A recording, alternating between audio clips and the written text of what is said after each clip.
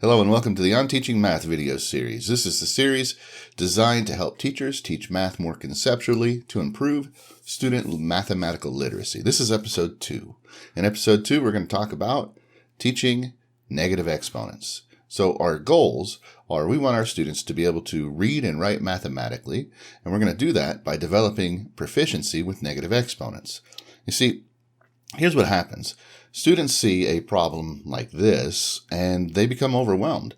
There are too many rules to keep track of, and certainly if they have enough time to practice all of those rules over and over again, they can be proficient, but over time they're going to forget. So what we want to do is we want our students to be able to read so that they can access the key knowledge, and then the procedures will kind of present themselves. And this is extremely powerful, especially over time, because if our students possess the ideas, they have the true conceptual understanding, and they have the ability to read, they're going to be just fine. So let's dive into it, shall we? Here's what we're going to do. Here's what I would suggest. We're going to start off by asking them a question that involves scientific notation that they should be able to answer. They should be able to say 3.28 times 10 to the third is larger. And you could validate that. You could say, yes, it is, because 3.28 times 10 to the negative third is 0.00328. But then, put it on them. Ask them to justify. Why is that true? Why is 3.28 times 10 to the negative third 0.00328? Most likely, what the students are going to say, they're going to say something about moving the decimal place to the left because they have a negative exponent. That's not why it's true. That's a description of a procedure. That's not the understanding. The thing we want to get our students to see is that times 10 to the negative third is the same as divided by 10 to the third. Negative exponents are division, and we need our students to see that has been the case the entire time, even though they never recognized it. So that's what we want to get our students to start getting their head around. We want them to see that 10 to the negative third, exactly the same thing as dividing by 1,000.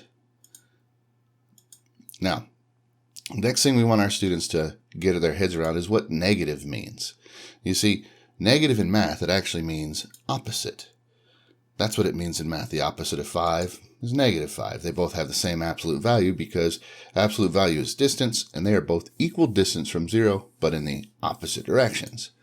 We also want our students to articulate that exponents are repeated multiplication. And because exponents are repeated multiplication, and a negative sign means opposite. The opposite of repeated multiplication is repeated division. So these three expressions right in the middle of the screen, those are exactly what negative exponents mean. They mean division. So we want our students to really get the idea that negative exponents are a way of writing repeated division. Now, let's go ahead and talk about what division means, because this is where they're going to start getting into trouble. Multiplication by the reciprocal is what division is. And so we can help them to get their heads around this by starting off with something they know, like these two expressions on the board, 8 divided by 4 versus 8 divided by 1/4. Now, 8 divided by 4, most likely they don't need to rewrite that as multiplication by the reciprocal. That's not something they typically miss. However, 8 divided by 1/4, that type of problem really lends itself to an easier procedural approach if it's rewritten as multiplication by the reciprocal. Either way, those are both the same. And we want to introduce how the negative exponent means the same exact thing. So it's just a different style of writing the same information. And we got to get our students to start to understand that. Now, it doesn't have to be a 1.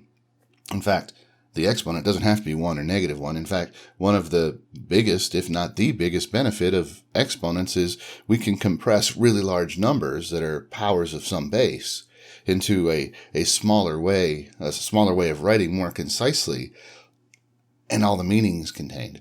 So we need our students to understand that it doesn't really matter what the exponent is. If it's negative, it means repeated division. And that's why we see this kind of note card or rule. A to the power of negative n is 1 over n. The reason why that's true, the reason a to the power of negative n is 1 over n is because a to the power of negative n is division, Division is multiplication by the reciprocal. So that's the concept. That's the idea. We want to get our students to understand that, but we don't need them necessarily to reinvent the wheel. We need them also to have a proficiency, a procedural proficiency. So instead of just teaching the students, hey, if you see a negative exponent, what you do is you flip the base and you change the sign of the exponent. Instead, maybe introduce that that's often how it's taught. And me personally, that's how I taught it for a long time. But now I think it's actually a better idea. It's more effective if you ask the students, why would negative exponents be taught this way? Why would that make sense? And so what it does is it gives them a way to articulate their understanding, but you're not just giving it to them, you're challenging them to think and to apply the concepts that they've just learned to this pithy step or this pithy procedure. And so when they come away, they're going to understand why it's true and why it works, why it's valid. They're going to be able to validate it with the concept, and they're also going to have the shortcut. So what we're going to do moving forward is we do need to help our students with some of the tricky procedures, like that problem we showed at the very beginning. And so the issue here isn't actually, well, to me, I don't think the real problem here has anything to do with the exponents. I think it actually has to do with the order of operations and how to even approach this thing, one step at a time. But if they do refer back to the order of operations, they're going to see they actually have parentheses, and they should know that when a power is raised to a power, they end up multiplying. Hopefully they know why, conceptually, but even if not, it's okay. They should still be able to manipulate that, right? Now, here, with something like this, like if you're proficient, you can do this very quickly and very easily. But for students, they have a hard time. And so the thing I would encourage you to have your students do is to identify similar bases or like bases. Like here we have two bases of 3, and we have two bases of A and two bases of B.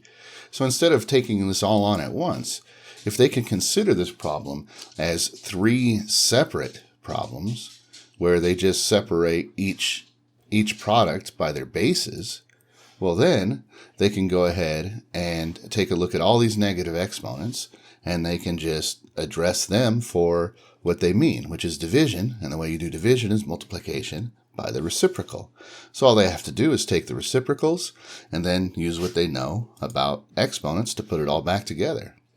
And so by doing this, well, it's kind of similar to tying your shoes. You have to go slow at first. You have to pay very close attention to all the details. But over time, by going slow at the beginning, you're going to be quicker in the end. Now, after they see all that, we can also introduce maybe a more sophisticated approach. Instead of rewriting everything, we can actually just start to read it. You see, for example, when I see this 3 to the power of negative 2 in the denominator, I recognize that that's going to be multiplication by the reciprocal, and so that's going to give us 3 to the power of 4. And then I look at the a's with a power of 4 and a power of 6. Well, if there are a to the 4th in the numerator and to the 6th in the denominator, then there's going to be 2 more a's in the denominator. Now the tricky one is this. You see, that negative 8, the exponent for the b, tells us there's going to be 8 b's multiplying in the denominator because we're dividing. And the 5 b's, this negative 5, that means there's going to be 5 b's in the numerator, and they're going to be multiplying. So we're going to have 5 b's in the numerator and 8 b's in the denominator, and that makes 3 more b's in the denominator. So when we're all done, we can just put it together just like that. So by being able to go slow at first, it's going to lend itself to students being able to conduct that kind of thinking, which is very quick and very fast and very accurate. And it's, very powerful. It's going to empower your students to be much quicker at math. So let's summarize, shall we? Negative means opposite. Exponents are repeated multiplication. Negative exponents are repeated division. And division is multiplication by the reciprocal. That's why negative exponents, what you do with them is you flip the base, quote unquote, flip the base and change the sign of the exponent, because you're addressing the fact that negative exponents are repeated division. Now, over time, you're going to have to revisit these ideas because students are going to lose sight of the fact they're going to get so focused on procedures and steps that they're going to lose sight of the fact that negative exponents are repeated division division is multiplication by the reciprocal. So it's one of our jobs to support them, to challenge their thinking, but as they're getting stuck or frustrated or confused, we have to validate their approach and validate their answers or their solutions with the concept. We have to revert back to the ideas, and we don't look for errors necessarily. We don't look for errors in the procedure. We try to validate what's right or wrong with the concept. So I hope this has been helpful. I hope it's given you some good ideas. If you have found it to be interesting and you would like to explore some more, you can go to my website. I'll put a link in the description below. This page you see a screenshot of is thebeardedmathman.com/exponents. But I'll go ahead and put the link down below. You can look around. There's teacher references, there's lesson plans, there's homework problems, there's materials written for students, there's extra videos and all kinds of resources for teaching exponents and for students learning exponents on the page. And I'd also encourage you to check out the blog and the podcast. Anyway, my name is Philip Brown, and I thank you very much for your time. If you like this video, please give me a thumbs up, leave me a comment. If you'd like to see, videos in the future on teaching other topics in math, leave me a comment, let me know. Once again, thank you very much, and I hope you have a great day.